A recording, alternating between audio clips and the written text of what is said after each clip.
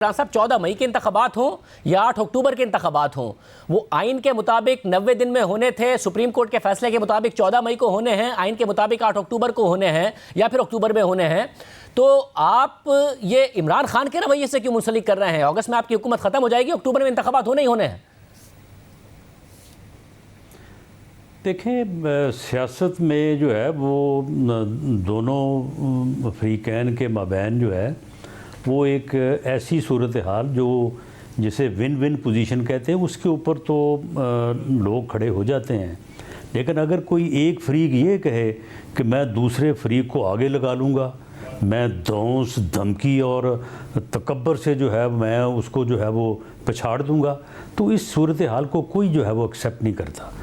ये 25 मई को भी इन्होंने ये एक्सपीरियंस करके देख लिया, जब इन्हें अच्छी तरह से मालूम था कि हम ये फ़ैसला कर चुके हैं कि हम इलेक्शन में जाएंगे। इसने अपनी बात को ऊपर रखने के लिए इसने कहा कि जी आप फौरी तौर पे इलेक्शन की डेट दें, वरना मैं आ रहा हूँ 25 को, मैं आपको बंद कर दूँगा, मैं सील कर दूँगा, मैं ये करूँगा। तो उसके बाद फिर वो फ़ैसला तब्दील हो गया। इस तरह से बाद में इसने इसी तरह से जो है कभी मैं लॉन्ग मार्च करूंगा और मैं आके बैठ जाऊंगा, मैं डेट लेके उठूंगा, कभी मैं इंसानों का समुंदर लेके आऊंगा, फिर मैं असम्बलियां तोड़ दूंगा।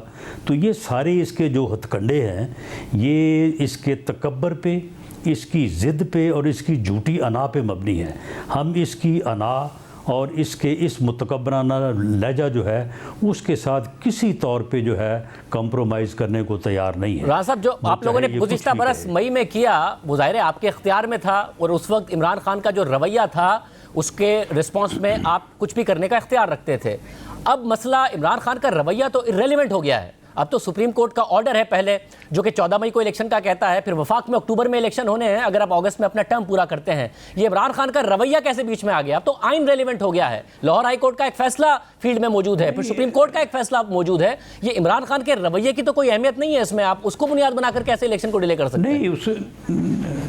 नहीं, उसके रवैये की जो है वो कोई अहमियत नहीं है।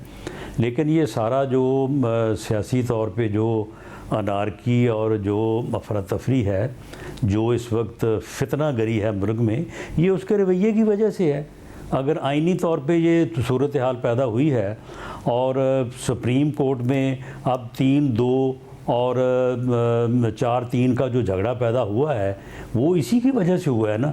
इसने जो है वो असम्बलियाँ जो है वो मियाद से पहले और एक सियासी हरबे के तौर पे, एक सियासी घटिया हथकंडे के तौर पे जो है इन असम्बलियों को ज़िबा किया है, इसने तोड़ा है। तो ये सारा किया धरा तो जो है वो इसी का है।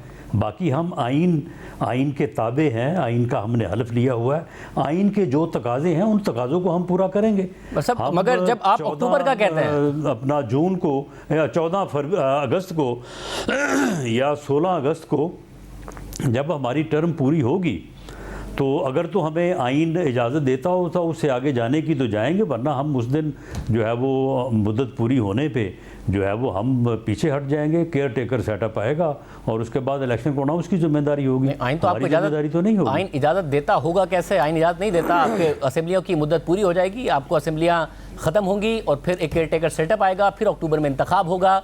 आइन आपको कैसे इजाज़त देगा कि आप उससे प्रोलॉन्ग कर जाएं, या फिर इमरान खान का रवैया कैसे इजाज़त देगा कि अक्टूबर से आगे इलेक्शन चले जाएं? जी सुन लेना, अगर आइन इजाज़त नहीं देगा तो मैंने कहा कि हम बिल्कुल आगे नहीं बढ़ेंगे। अगर आइन में कोई गुंजाइश हुई तो फिर हो सकता है। ये तो आइन की बात है ना, आइन की के ताबे रहने की और आइन के ऊपर अमल करने की मैं ये बात कर रहा हूँ। आइन से तो सवाल ही पैदा नहीं होता। अगर किसी सूरत भी जो है अगर आइन के ताबे होते हुए आप अगस्त में चले जाएंगे तो उसके बाद तो केयरटेकर सेटअप आ जाएगा।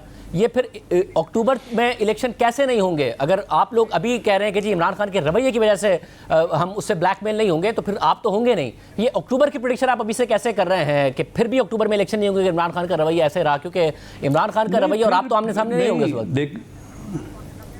नहीं, देखें, ये एक फितना और पागल इंसान है। ये क्या पता है कि ये उसके बाद ये क्या कोई नई चीज़ लेके आ जाए सामने। कोई नई जो है वो मुश्किल जो है वो पैदा कर दे केयर टेकर सेटअप के लिए, ये कहे ये केयर टेकर सेटअप जो है ये मुझे काबिल कबूल नहीं है, मुझे इलेक्शन कमीशन जो है वो काबिल कबूल नहीं है। ये अब पहले तो इसने सबके ख़िलाफ़ अब कह चुका है, अब ये कहे कि चीफ इलेक्शन कमिश्नर ने और केयर टेकर सेटअप ने मुझे कत्ल करवाने का प्रोग्राम बना लिया है, इन्होंने बंदे बाकायदा जो है वो इन्होंने प्लान कर लिए हैं। इसका क्या पता है कि कल को ये क्या करेगा। मगर फिर आसिफ जरदारी साहब ने ये जब तक इस मुल्क की सियासत से लोग इसको अपने वोट की ताकत से माइनस नहीं ना करेंगे, ये इस मुल्क में सियासी इस्तेहकाम नहीं आने देगा। शाहजेब ये बात नोट कर लें। वोट की ताकत उस वक्त लोग इस्तेमाल करेंगे ना जब आप इलेक्शन होने देंगे। आप तो इलेक्शन ही नहीं होने दे रहे हैं क्योंकि आपको डर है वोट की ताकत से वो वापस आ जाएंगे। इलेक्शन हम आइन के मुताबिक जो है वो होने देंगे, इसकी डिक्टेशन के मुताबिक नहीं होने देंगे।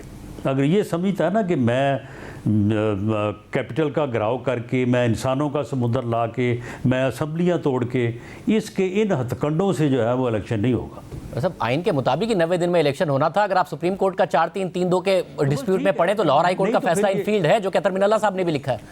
तो शाहजेब ये फिर ये जो हरकतें कर रहा है ये ना करे। फिर आइन तो जो है वो इसके लिए भी, हमारे लिए भी, सब किसी और के लिए भी एक जैसा ही है ना, उसमें को किसी ने तब्दीली तो नहीं कर लेनी।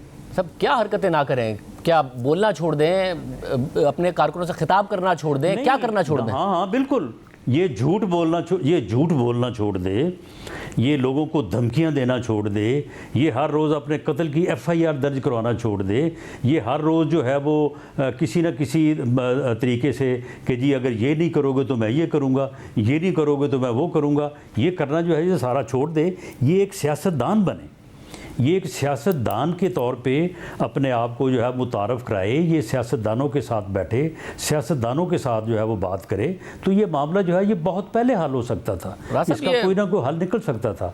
जब सियासतदान आपस में डायलॉग करते हैं तो रास्ते निकलते हैं। साहब ये आप बोल रहे हैं आपके जरिए कि मैं तो इनके साथ बात करने से पहले बेहतर है कि मैं मर जाऊँ, तो फिर वहाँ पे आप मुझे बताएं कि वहाँ पे सियासत क्या होगी और डायलॉग क्या होंगे। अच्छा, ये जो आप कह रहे हैं कि FIR हैं, फिर रवैया और इस किस्म की बातें, ये आप कह रहे हैं या फिर आपके जरिए एस्टैब्लिशमेंट ये पैगाम दे रही है कि ये इमरान खान रवैया बदलेंगे तो फिर इलेक्शन की कोई राह है, वरना इलेक्शन नहीं होंगी? ये एस्टैब्लिशमेंट बोल रही है, आप बोल रहे हैं? नहीं, मैं आपके सामने बात कर रहा हूँ, मैं आपके सामने बात कर रहा हूँ, और जो आप सवाल कर रहे हैं मैं उसका जवाब दे रहा हूँ। इसमें मैं किसी की नुमाइंदगी नहीं कर रहा, मैं अगर नुमाइंदगी कर रहा हूँ तो अपनी जमात की कर रहा हूँ। और मुझे फिर ये बताइए कि अब सुप्रीम कोर्ट का जो मामला है, आपने खुद ने कहा कि जी अगर करनी है तो फिर कंटेम्प्ट लगा दें पूरी की पूरी पार्लियामेंट पर। पार्लियामेंट के पीछे छुपने की कोशिश तो कर रहे हैं, मगर आज एक वज़ीर आज़म आज़ाद कश्मीर के फारिग हो गए हैं वहाँ की अदालतों से। अगर वज़ीर आज़म को फारिग कर दिया तो फिर आप कहाँ अपील करते फिरेंगे कि जी नहीं जी पूरी पार्लियामेंट को फारिग करें या पूरी काबीना को फारिग करें, क्या करेंगे? बहरहाल शाहजेब, जो हमारा प्रिंसिपल पॉलिटिकल स्टैंड है, हम उसके ऊपर पूरी जो है वो ताकत से कद से खड़े हैं। अगर ऐसी सूरत हाल दरपेश होती है तो बिल्कुल हम उसके लिए तैयार हैं। हम इससे बिल्कुल एक कदम जो है वो पीछे नहीं हटेंगे। पार्लियामेंट ने सुप्रीम कोर्ट के, मुअज़्ज़ज़ सुप्रीम कोर्ट के फ़ैसले को, जो 3-2 और 4-3 का मामला है, उसके ऊपर रेजोल्यूशन किया है। हम किसी सूरत में जो है वो पार्लियामेंट का रेजोल्यूशन जो है उसे नज़रअंदाज नहीं कर सकते। हमने एक कानूनी और आइनी तरीके से जो है वो सुप्रीम कोर्ट के फ़ैसले पे अमल दरामद करने के लिए पार्लियामेंट से रजू किया है। अगर पार्लियामेंट जो है वो हमें इजाज़त देती है, बिल्कुल हम पैसे भी देने को तैयार हैं और उस फ़ैसले के ऊपर अमल करने को भी तैयार हैं। और अगर पार्लियामेंट ये कहती है कि फुल कोर्ट रेफरेंस बनाया जाए, फुल कोर्ट बनाया जाए और उसमें इस कज़िए को जो हवाल किया जाए, तो फिर हमारी मोहतरम मुअज़्ज़ज़ चीफ़ जस्टिस ऑफ पाकिस्तान से ये रिक्वेस्ट होगी कि वो इस बहरान को जो है वो हल करें और इस मामले को इस तरह से जो है वो जाना मुनासिब नहीं है, ना किसी अदारे के लिए, ना हमारे लिए, ना जो है वो मुल्क के लिए, ना कौम के लिए। तो वो इसके ऊपर फुल कोर्ट जो है वो बैठा दें और इसके ऊपर फिर जो फैसला होगा, जब उस फैसले को सभी तस्लीम करने को तैयार हैं तो फिर इसमें हर्ज क्या है। मगर राजा और अगर एक और कोई सूरत नहीं पैदा होती, एक और अगर ऐसी कोई सूरत पैदा नहीं होती तो फिर हम पार्लियामेंट से जो है वो किसी तौर पे जो है वो हम रूगर्दानी नहीं करेंगे। हम पार्लियामेंट के साथ खड़े होंगे, उसके लिए फिर जो भी नताइज हों वो ठीक है।